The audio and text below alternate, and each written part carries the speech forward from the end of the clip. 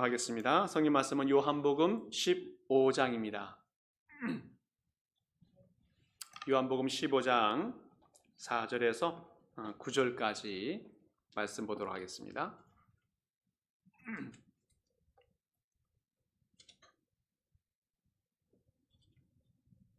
요한복음 15장 4절에서 9절까지 우리 교독하시면서 말씀 보겠습니다. 제가 먼저 4절 말씀 보겠습니다. 내 안에 거하라. 나도 너희 안에 거하리라. 가지가 포도나무에 붙어 있지 아니하면 스스로 열매를 맺을 수 없음같이 너희도 내 안에 있지 아니하면 그러하리라.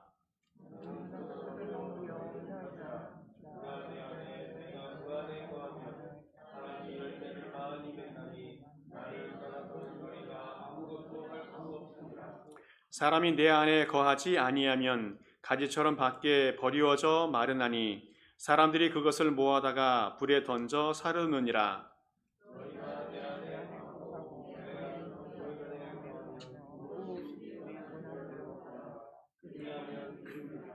너희가 열매를 많이 맺으면 내 아버지께서 영광을 받으실 것이요 너희는 내 제자가 되리라.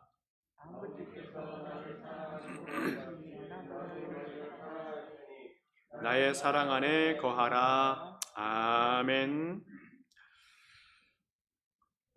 다음 주가 추수감사절이지만 감사하게도 오늘 강단에 보게 되어지면 아름다운 열매를 많이 준비해 놓고 장식을 했습니다.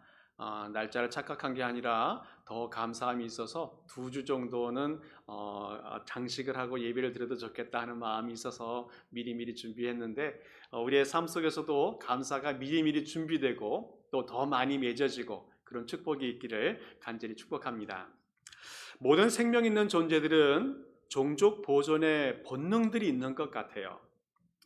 자신의 생명을 보존하고 또 자신의 자손들을 번식하기 위해서 대단한 힘을 쓰는 것을 보게 되어집니다. 종종 동물의 왕국이나 이런 것들 보게 되어지면 이 순놈들이 암컷을 차지하기 위해서 이 목숨을 걸고 싸우는 것을 종종 보게 되어져요. 그렇게 암컷이 중요한가 싶을 정도로 목숨을 걸고 싸우는 그런 광경들을 보게 되어지는데 이 참 너무너무 신비한 일들입니다. 이 동물에게만 그런 것이 아니라 사람들도 그렇다는 거예요. 우리 어르신들은 자녀라든지 손주라든지 또 증손주라든지 이런 아이들 보면 너무너무 기뻐하고 좋아하고 흡족해하고 기력이 없다가도 이 자녀들 보면 막 힘이 솟는 그런 것들을 종종 보게 되어져요. 예전에 저희 할아버지가 계셨었는데 그 할아버지는 옛날 어르신이다 보니까 이게 감정 표현들을 거의 안 하세요. 좋다 나쁘다 표현 없이 말도 없으시고, 그런데 어느 날 증손주가 태어났어요. 이 증손주 조카가 태어났는데 이 증손주가 태어난 것이 너무너무 기뻐하셨던 것 같아요. 그래서 이 아이가 유치원 가고 그럴 때는 이 아이를 배웅해 주기도 하고 또 차 타고 오면 마중 나가기도 하고 또 어떻게 외출할 때는 이 아이의 그 빗을 들고 이 아이의 머리를 빗겨주는 것들을 종종 보게 되어져요. 그게 큰 사랑이에요. 내가 너를 좋아한다, 사랑한다, 기뻐한다 이런 말은 하지 않지만 그 마음속에 너무 기쁜 거예요. 저도 우리 할아버지한테 사랑을 받았겠지만 직접적으로 표현된 것은 한 번도 없었던 것 같아요. 근데 이 증손주가 태어나니까 그런 기쁨을 표현해 주시더라고요. 그게 바로 어르신들의 마음인 것 같아요. 또 우리 엄마들은 어때요? 이 출산이 얼마나 큰 고통입니까? 한번 아이를 낳고 나면 정말 죽었다가 살아날 만큼 큰 고통이 있어요. 그래서 이렇게 이야기해요. 다시는 아기 낳지 않겠다고 그래요. 근데 얼마 있으면 또 임신하고 또 아기를 출생하게 되어집니다. 왜 그렇습니까? 생명의 기쁨이 그만큼 크기 때문에 그래요. 나를 통해서 열매를 맺어지고 나를 통해서 어떤 생명이 태어나고 이것이 얼마나 큰 기쁨이면 죽었다가 살아날 만큼 큰 고통이 있어도 그것을 다시 되풀이하게 되어진다는 겁니다. 열매를 맺는다는 것, 그것은 하나님의 뜻입니다. 하나님이 최초에 선포하지 않았습니까? 생육하고 번성하고 땅에 충만하라, 땅을 정복하라, 땅을 다스리라. 이것은 하나님께서 창조하실 때에 하나님의 선포하신 축복에 대하겠습니다. 물이 없는 사막에서도 식물이 자라고 동물들이 살아가요. 물이 없으면 아무것도 없을 것처럼 여겨지는데 구석구석 찾아보면 식물이 있어요. 동물들이 살아가요. 이런 것을 보면 생명의 신비가 얼마나 큰지 알 수 없습니다. 이것은 하나님이 부여하신 놀라운 생명의 능력이기 때문에 그래요. 열매를 맺는다는 것, 그 열매는 우리 개인이나 본인들에게도 큰 보람이고 기쁨이지만 하나님께서도 이 열매를 기뻐하신다 말씀하고 있습니다. 오늘 8절 말씀 속에서도 하나님은 이 열매를 통해서 영광이 받으신다라고 말씀하고 있습니다. 그리고 이 열매를 통해서 제자됨을 증명한다라고 말씀하고 있습니다. 어떤 사람들은 열매가 없으면 그냥 무의미하고 슬픈 것이다, 그냥 그런 것으로 끝난다라고 말하지만 오늘 성경에는 그렇게 이야기하고 있지 않다는 거예요. 열매가 없으면 하나님의 심판이 임한다는 겁니다. 밖에 버리워져 불사르게 되어진다는 겁니다. 누가복음 13장 말씀 보게 되어지면 열매를 맺지 못했던 무화과 나무 비유에 대한 이야기가 나와요. 3년 동안 열심히 가꾸었는데도 불구하고 열매를 맺지 못하는 이 무화과 나무를 바라보고 이 과수원 주인이 베어서 버리라 라고 명령을 내립니다. 그때 이 과수원 농부가 이 주인에게 부탁을 드려요. 내가 더 열심히 거름을 주고 더 열심히 가꾸고 그 후에 열매가 맺어지지 않으면 그때 버려도 되니까 한 해만 더 기회를 주십시오라고 당부하는 것을 보게 되어집니다. 열매를 맺지 못하는 나무는 쓸모가 없다는 거예요. 특별히 오늘 포도나무에 대한 이야기가 나오는데 이 포도나무는 열매 빼고는 아무것도 볼품이 없는 나무라고 합니다. 모양도 예쁘지 않고 키도 크지도 않고 이게 자라는 게 항상 꺾여서 자라기 때문에 땔감으로 정도는 필요하겠지만 꽃도 이쁘지 않고 정말 열매 빼고는 볼품이 아무것도 없는 나무가 이 포도나무라고 하는 거예요. 포도나무는 그 열매를 통해서만 그 존재의 의미를 나타낼 수 있다고 말합니다. 그런데 오늘 이 포도나무를 의미하는 것이 무엇인가? 성경에서는 이스라엘 백성이고 또 하나님의 백성이다라고 말하고 있습니다. 왜 하나님께서 이 포도나무 이야기를 하면서 우리에게 교훈을 주시는가 생각해 봐야 됩니다. 오늘 우리는 포도나무를 이야기할 때에 우리 창조주 하나님과 우리 피조물의 관계를 통해서 설명해 볼 수 있어요. 우리 하나님은 완전히 스스로 완전한 분이시고 또 스스로 존재하시면서 완벽한 존재가 우리 하나님이십니다. 우리는 피조물로서 하나님이 꼭 필요해요. 그런데 우리 하나님은 우리가 필요하지 않습니다. 오히려 하나님께서는 우리를 아름답게 만드시고 귀하게 영광스럽게 창조해 놓았고 그 위에 충만한 것을 누리게 했어요. 그런데 안타깝게도 우리 피조물들이 하나님께 죄 짓고 하나님을 배반하는 그런 불순종의 모습을 보였습니다. 이렇게 인간들이 하나님의 마음을 아프게 한 것이 얼마나 많았고 또 불순종한 것이 얼마나 많았기에 정말 불필요한 존재처럼 되어 버렸습니다. 그런데도 우리 하나님은 우리를 사랑해 주셨고 우리를 찾아와 주셨고 구원해 주셨고 필요한 것들을 채워주시고 어려울 때마다 도와주시고 피난처가 되어주시며 피할 바위가 되어주신 분이 우리 하나님이셨다는 겁니다. 오늘 우리가 열매를 맺어야 하는 이유가 무엇인가 하면 하나님께서 우리에게 큰 사랑 주셨는데 큰 은혜 주셨는데 이것을 하나님께 다시 돌려드리는 가장 소중한 감사의 표현이 이 열매라는 겁니다. 열매는 맺어도 되고 안 맺어도 되는 것이 아니라 하나님께 다시 돌려드려야 되는 가장 소중한 감사의 표현이 이 열매라는 거예요.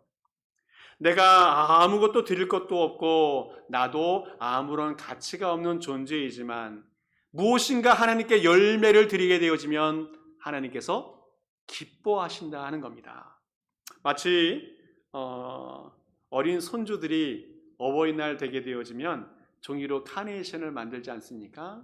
그래서 이 카네이션을 만들어 가지고 할머니 할아버지의 가슴에 이렇게 달아드려요. 솔직히 그 종이로 만든 카네이션 뭐 얼마나 하겠습니까? 뭐 1달러도 안 될 거예요. 그렇지만 그 안에는 감사가 있어요. 그 안에는 사랑이 있어요. 그래서 우리 어르신들이 그거 받으면 너무너무 감격해하는 이유가 그겁니다. 큰 선물, 비싼 선물이 아니라 정말 그 고사리 손 같은 작은 손으로 꼬깃꼬깃 만들어가지고 만들어 온 거 별거 아니지만 그 안에는 정성과 감사와 사랑이 담겨 있기 때문에 그것을 보고 감격하게 되어진다는 겁니다. 오늘 우리 남부 뉴저지 장로교회가 이런 감사로 하나님께 귀한 열매를 드릴 수 있는 그런 교회가 될 수 있기를 바랍니다. 오늘 우리는 하나님이 정말로 기뻐하시는 열매를 맺어야 되는데 정말 주님께서 기뻐해야 될 좋은 열매, 그 열매가 무엇인지를 한번 잠시 살펴보면 좋겠습니다. 먼저는 인내의 열매를 좀 맺어봤으면 좋겠습니다. 인내의 열매. 오늘 4절 말씀 보게 되어지면 내 안에 거하라 나도 너희 안에 거하리라. 가지가 포도나무에 붙어있지 아니하면 스스로 열매를 맺을 수 없음 같이 너희도 내 안에 있지 아니하면 그러하리라. 오늘 성경 말씀 속에서 거하라, 머물라 이런 말씀들이 나오고 있습니다. 이것은 이미 있던 자리, 그 자리에 머물러 있는 것을 상징적으로 이야기해 주고 있습니다. 항상 은혜의 자리에 머물러 있어야 한다. 떠나지 말아야 한다. 이런 말씀을 해주고 있습니다. 열매 맺는 것은 어렵거나 힘들지 않습니다. 너무너무 단순하고 쉽습니다. 그냥 붙어 있기만 하면 된다는 거예요. 가지가 나무에 붙어 있기만 하면 열매를 맺을 수 있다는 말씀입니다. 열매는 가지의 힘으로 맺는 것이 아니라 나무의 힘으로 열매를 맺게 된다는 겁니다. 가지가 열매를 맺으려고 아무리 힘쓰고 애쓰고 노력해도 그 노력은 헛수고가 되어진다는 겁니다. 그냥 가지가 나무에 붙어 있기만 하면 뿌리에서 줄기로 또 줄기에서 가지로 좋은 열매들이 또 좋은 영양분들이 계속 공급되어서 결국은 좋은 열매를 맺을 수 있게 되어진다는 겁니다. 오늘 우리에게도 신앙의 열매가 맺어져야 되는데 나의 힘이나 나의 노력과 정성으로 맺어지는 것이 아니라 하나님의 능력과 하나님의 은혜로 맺어진다는 사실을 꼭 기억할 수 있길 바랍니다. 우리는 다른 어떤 것보다도 하나님의 은혜를 구하면서 주님께 붙어 있는 것, 주님과 영적인 교통을 계속하고 있는 것, 이것이 열매 맺는 비결이라는 것을 꼭 기억할 수 있길 바랍니다. 종종 사람들은 하나님의 능력을 배제하고 자신의 능력으로 무엇인가 하려고 하는 사람들이 많이 있습니다. 또 어떤 사람들은 하나님의 구속이 부담스러워서 자꾸 벗어나고 넓은 세상에 나가서 자유롭게 살고 싶어하는 사람들도 있습니다. 그런데 뛰쳐나가 봐야 탕자처럼 죽도록 고생하는 겁니다. 인생이 다 망가지는 거예요.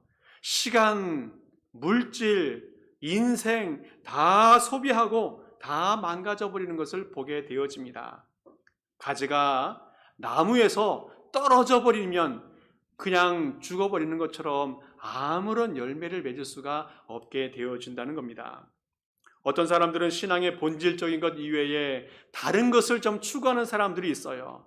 주님과의 관계보다는 사람과의 관계를 더 관심 갖게 되어지고 예배 드리는 것이나 경건 생활하는 것들보다도 취미 생활이나 자기의 친교하는 것을 더 관심 갖는 사람들도 많이 있습니다.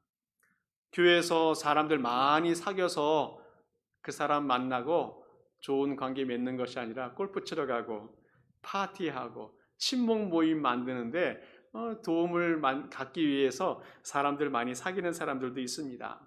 오늘 우리는 그리스도인으로서 하나님과의 관계, 예수님과의 관계에 집중할 수 있는 그런 성도 될 수 있기를 간절히 바랍니다. 우리가 무엇보다도 관심을 갖고 또 우리 마음을 써야 되는 것이 무엇인가 하면 내가 예수님에게 붙어 있는가, 다른 사람을 관심 갖고 있는가 기억해야 한다는 겁니다. 우리가 정말 힘쓰고 애써야 될 것은 내가 예수님께 붙어 있는가, 예수님의 은혜에 집중하고 있는가, 주님의 영적인 교감과 항상 관심을 갖고 있는가에 대해서 우리는 마음을 쓰는 사람이 되어져야 한다는 겁니다. 자, 그런데 우리가 주님께 붙어 있기 위해서는 꼭 필요한 것이 있는데 그것이 뭐냐면 인내라는 겁니다. 인내. 보통 과일나무가 열매를 맺기 위해서는 1년 만에 열매 맺는 것도 있지만 어떤 것은 2년, 3년, 5년, 몇 년이 지나야 열매를 맺는 나무들이 있는 것 같아요. 중요한 것은 기다려야 한다는 겁니다. 인내해야 된다는 겁니다. 하나님의 때까지 기다려야 한다는 겁니다. 성경에 보면 안타까운 사람이 나타나는데 이 가룟 유다가 참 안타까운 인생을 살았습니다. 처음에는 예수님이 너무너무 좋아서 예수님을 따라다녔습니다. 그리고 충성된 일꾼이 되었습니다. 그리고 예수님에게 신임받는 제자가 되었습니다. 그래서 예수님께서 그에게, 이 가룟 유다에게 그 회계 장부까지 맡길 정도로 신임을 했습니다. 그런데 결국 그 사람은 예수님을 팔아먹는 배반자가 되었습니다. 인내가 부족했습니다. 생명 대신 예수님을 보지 못하고 자신의 관심과 자신의 신념에 집중하다가 결국 예수님을 잃어버리게 되어졌습니다. 자신의 생애를 결국 자신이 끊어버리는 그런 운명을 맛보게 되어집니다. 신앙의 열매를 맺기 위해서는 끝까지 주님을 기다려야 되고 끝까지 주님을 붙들어야 되고 끝까지 주님과 영적인 교통을 하는 사람이 되어져야 신앙의 열매를 맺어갈 수 있습니다. 요즘 건강을 위해서 많은 운동이나 활동들을 하게 되어지는데 이 등산을 좋아하는 분들이 계신 것 같아요. 등산을 하다 보면 힘들기도 하지만 그 큰 보람이 있고 또 건강에도 좋은 유익이 있는 것 같습니다. 근데 등산을 하다 보면 열심히 올라가고 땀을 흘리고 올라가죠. 그런데 맞은편에서 오는 사람들과 항상 인사를 하게 되는 것을 보게 되어집니다. 그러니까 안녕하세요 라고 인사도 하지만 보통 야호라든지 뭐 이런 인사를 하면서 서로 이렇게 교감하는 것을 많이 보게 되어져요. 근데 올라가다 보면 너무너무 어려운데 내려오는 사람에게 물어봐요. 정상까지 얼마나 더 가면 됩니까? 대답이 똑같아요. 뭐라고 말해요? 조금만 가면 돼요. 조금만. 얼마 안 가면 나옵니다. 저 모서리만 돌아가면 돼요. 뭐 이런 말만 듣고 가요. 근데 열심히 가요. 조금만 더 가보니까 정상이 없어요. 조금 더 가봐도 정상이 없어요. 맞은편 오는 사람에게 또 물어봐요. 근데 또 조금만이나 가요. 계속 조금만 하면서 가요. 근데 아무리 가도 정상이 나오지 않습니다. 그분들이 거짓말한 겁니까? 아니에요. 아마 한참 가야 됩니다. 죽도록 고생하면서 올라가야 됩니다 라고 말하면 어떻게 하겠습니까? 아마 중간에 포기할 사람들이 많이 있을 수 있겠어요. 그러나 조금씩 조금만 더 가면 됩니다 라고 하는 그 위로의 말 들으면서 가다 보면 정상이 나온다는 거예요. 오늘 우리 인생에도 마찬가지입니다. 우리 신앙생활도 마찬가지입니다. 너무 힘들고 어려울 때가 있습니다. 그러나 조금만 주님을 의지하고 조금만 더 걸어가면, 조금만 더 주님과 가까이 하면 우리는 아름다운 열매를 맺을 때가 오게 되어진다는 겁니다. 그 조금만이라고 하는 그 기간을 이기지 못해서, 인내하지 못해서 열매를 잊어버리고 포기하고 좌절하고 넘어지는 사람이 세상에 얼마나 많이 있습니까? 우리는 신앙에 인내의 열매가 필요합니다. 그 인내를 통해서 결국 열매를 맺게 되어지고 그리고 주님께 기쁨이 되어지고 우리 가운데도 풍성한 열매가 맺어지는 축복이 맺어지게 되어진다는 겁니다. 자, 그런데 우리가 그 인생 속에서 기다림의 열매, 인내의 열매를 맺게 되는데 그냥 버티기만 하면 되느냐? 그건 또 아니라는 거예요. 무작정 기다림이 아니라 말씀을 품고 말씀을 붙들고 기다림 그 자체가 아름다운 열매를 맺게 되어진다는 겁니다. 그래서 두 번째 열매의 제목은 경건의 열매입니다. 경건의 열매. 7절 말씀 보게 되어지면 너희가 내 안에 거하고 내 말이 너희 안에 거하면 무엇이든지 원하는 대로 구하라 그리하면 이루리라 말씀하고 있습니다. 좋은 열매를 맺기 위해서는 말씀을 붙들고 기다려야 됩니다. 하나님의 약속을 붙들고 기다려야 한다는 겁니다. 기도할 때도 그냥 무작정 기도하는 것이 아니라 하나님의 말씀을 붙들고 기도하는 사람이 되어져야 한다는 겁니다. 종종 보면 마음속에 아주 독한 마음을 품고 기도하는 사람이 있어요. 악한 마음을 품고 기다리는 사람들도 있다는 겁니다. 정말 한을 품고 있는 사람들도 많이 있어요. 그러면서 기다려요. 근데 그건 기다리는 게 아니라 벼르는 거예요. 그죠? 그런 사람들도 열매를 맺긴 해요. 근데 그 열매가 독이 있는 열매가 되어져서 본인에게도 상대방에게도 큰 해를 끼칠 수 있게 되어지고 아무도 먹을 수 없는 그런 열매가 맺어지게 되어진다는 겁니다. 시편 1편 2절과 3절 말씀 보게 되어지면 복된 사람, 열매 맺는 사람에 대한 이야기가 나와요. 복 있는 사람은 오직 여호와의 율법을 즐거워하여 그의 율법을 주야로 묵상하는도다. 그는 시냇가에 심은 나무가 철을 따라 열매를 맺으며 그 잎사귀가 마르지 아니함 같으니 그가 하는 모든 일이 다 형통하리로다. 오늘 성경 말씀 속에서는 열매를 맺기 위해서는 율법을 즐거워해야 된다 말씀하고 있습니다. 그냥 기다리는 것이 아니라 하나님이 주신 율법의 말씀을 즐거워하면서 기다리는 사람이 되어져야 한다는 겁니다. 오늘 성경에서 율법을 즐거워한다는 것, 그것은 그 율법을 기뻐하고 율법 받은 것을 감사하는 마음을 가져야 된다. 그런 사람이 철마다 열매를 맺고 잎사귀가 풍성하게 된다 말씀하고 있습니다. 기다림이 쉬운 것은 아닙니다. 언제 결론이 날지 알 수 없기 때문에 기다림이 참 힘들고 지루하고 또 지치게 만드는 것이 있습니다. 그런데 기다림이 지치지 않는 경우가 있어요. 그것은 뭐냐면 사랑하는 사람과 함께하면 기다림이 힘들지 않다는 겁니다. 오히려 기다리는 것이 더 행복한 시간이 될 수도 있어요. 오늘 우리는 그 말씀이 행복이 될 수 있기를 바랍니다. 하나님 그 자체가 우리에게 행복이 될 수 있기를 바랍니다. 우리 손에 가진 것이 아무것도 없어도 하나님과 함께 살아가는 그 기다림 자체가 우리 인생의 즐거움이고 행복이 되는 우리 모든 성도 될 수 있기를 축복해요. 요한복음 6장 말씀 보게 되어지면 오병이어 사건이 있습니다. 물고기 2마리 가지고 또 떡 5덩이 가지고 주님께서 수만 명의 사람들을 먹이고 또 12강조리가 남는 놀라운 역사를 보여주었어요. 사람들이 이것을 보고 너무너무 놀랐습니다. 그래서 예수님을 더 많이 따라다니게 되어졌고 예수님이 우리의 왕이 되면 모든 문제를 해결해 주시겠다 생각해서 예수님을 막 왕으로 세우려고 하는 것이 있었어요.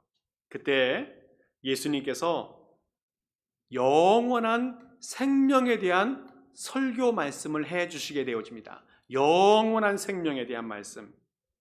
한참 설명을 하고 있다 보니까 사람들이 한 명씩 없어지기 시작했어요. 성경의 말씀 보니까 사람들이 말해요. 너무 어렵도다. 너무 어렵도다. 그런데 어렵다는 말씀이 이해하기 어렵다는 말도 되겠지만 별로 관심이 없다는 거예요. 받아들이기 어렵다는 겁니다. 그래서 다 떠나고 12제자만 남았어요. 그때 예수님께서 제자들에게 이야기합니다. 너희도 떠나려느냐? 너희도 떠나려느냐? 그때 베드로가 아주 유명한 고백, 두 번째 고백을 한번 또 해요. 요한복음 6장 68절 말씀 보게 되어지면 주여 영생의 말씀이 주께 있사오니 우리가 누구에게로 가오리이까? 영생의 말씀이 주께 있사오니 우리가 누구에게로 가오리이까? 주님이 영생이시라는 것을 고백하는 말이 나와요. 오늘 베드로 어떤 사람인지 여러 평가가 있지만 정말 이 고백을 통해서는 보통 사람이 아니라는 것을 알게 되어집니다. 정말 무식한 어부 같았지만 그 눈에는 영적인 것을 바라볼 수 있는 능력이 그에게 있었다는 거예요. 수많은 사람들은 육신의 양식에만 관심을 가졌었는데 이 베드로는 영적인 양식, 하나님의 말씀에 관심을 가진 사람이 되었어요. 그리고 그런 관심을 가진 사람이 그 이후에 인생이 완전히 바뀌어지는 것을 보게 되어집니다. 어느 누가 베드로를 보고 무식한 사람이라고 말하고 또 보통 사람이라고 말할 수 있겠어요.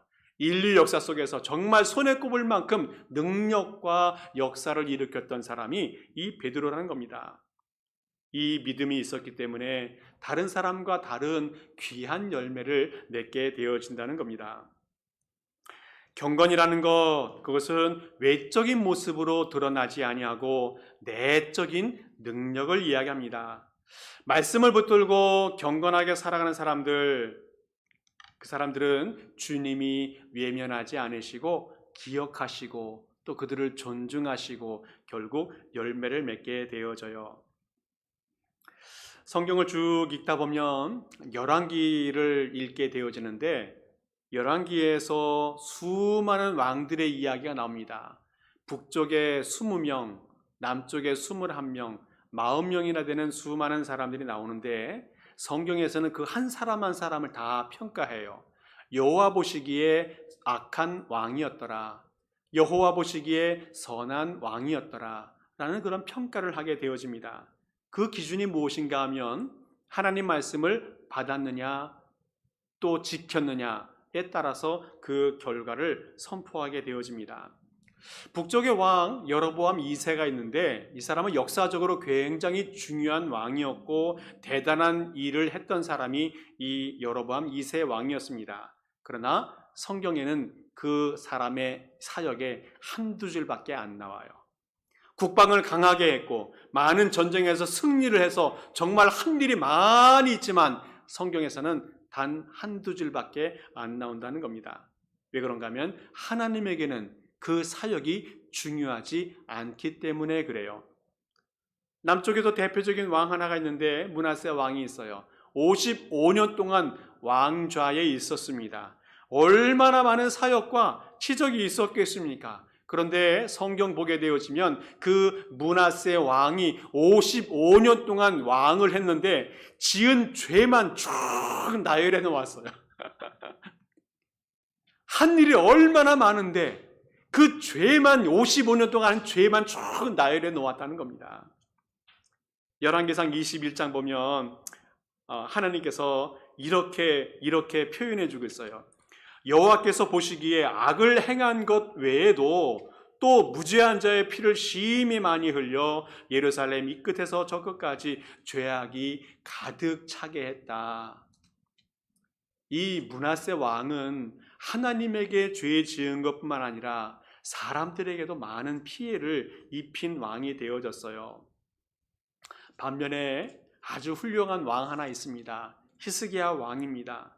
그 사람이 완벽하지는 않았지만 부단히 하나님을 붙들고 살아가려고 애썼던 그 모습을 주님께서 기억하셨어요. 그래서 죽을 병에 걸렸는데 그 병에서 낫기를 위해서 간절히 하나님께 기도하는 모습이 보입니다.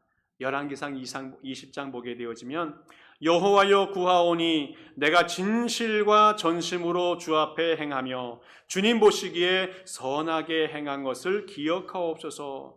내가 진실과 전심으로 살았던 것, 선하게 행했던 것, 그것을 기억하옵소서. 이렇게 주님께 간절히 기도할 때에 주님께서 15년 생명을 연장시켜 주신 것을 보게 되어집니다. 하나님은 히스기야 왕이 경건하게 살았던 것을 알고 있었어요. 또 보셨습니다. 그래서 그 하나님은 이에게 귀한 열매를, 경건의 열매를 허락해 주셨다는 겁니다. 오늘 우리는 인생 속에서 우리의 인생을 무엇이라고 판단하든 간에 말씀이 기준이 되어질 수 있길 바랍니다. 축복과 심판이 있을 수 있고 행복과 불행이 있을 수 있는데 그 기준은 하나님의 말씀이 될 수 있다는 겁니다. 이 말씀을 붙들고 경건하게 살아가는 사람, 이 사람이 하나님에게 인정을 받을 수 있다는 거예요. 하나님을 믿는다는 것, 그것은 말씀을 붙드는 것이고 하나님을 믿는다는 것은 하나님의 약속을 붙들고 살아가는 사람을 이야기한다는 겁니다. 결국 말씀을 붙든 그 사람이 경건의 열매를 맺어질 수 있게 되어진다는 겁니다. 또 하나 마지막으로 우리 교회가 맺었으면 좋겠다 하는 열매가 이 사랑의 열매입니다. 오늘 9절 말씀 보게 되어지면 아버지께서 나를 사랑하신 것 같이 나도 너희를 사랑하였으니 나의 사랑 안에 거하라 말씀하고 있습니다. 주님께서 말씀하십니다. 주님의 사랑 안에 거하라. 주님의 따뜻한 사랑 안에 영원토록 머무는 우리 모든 성도 되었으면 좋겠습니다. 그리고 그 사랑 안에서 행복을 누리고 기뻐하고 감사하며 살아갔으면 좋겠습니다. 그리고 세상에 수많은 문제와 두려움과 걱정이 있을지라도 주님의 사랑 안에서 다 풀어지고 해결되고 만사형통하는 그런 역사가 있길 바랍니다. 우리 주님은 전능자이기 때문에 그 모든 문제를 다 해결해 줄 수 있다는 거예요. 자, 그런데 이 말씀을 여기서 끝나면 안 되고 한 걸음 더 나아가야 한다는 겁니다. 나의 사랑 안에 거하라는 말씀은 열매를 맺으며 살아가는 말씀이 그 안에 포함되어져 있다는 거예요.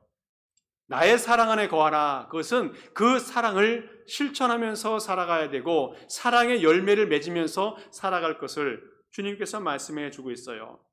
하나님이 아들 예수님을 사랑한 것처럼, 그리고 예수님이 우리 믿는 자들을 사랑했던 것처럼 사랑하라. 또 사랑 안에 머물라 말씀하고 있습니다. 하나님이 그 아들을 얼마나 사랑했습니까? 그리고 예수님께서 우리를 얼마나 사랑해 주었습니까? 십자가 은혜로 우리를 사랑해 주었고 자신의 모든 것을 포기하면서까지 우리에게 생명을 주시는 그런 사랑을 보여주었습니다. 이 사랑을 우리에게 말씀하시면서 너희가 서로 사랑하라, 사랑의 열매를 맺으라 라고 말씀하고 있습니다.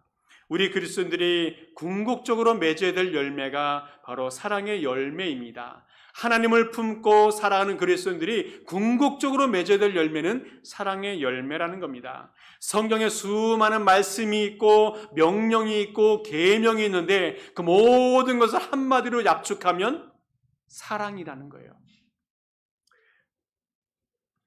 고린도전서 13장 말씀 보게 되어지면 아주 중요한 말씀이 나옵니다.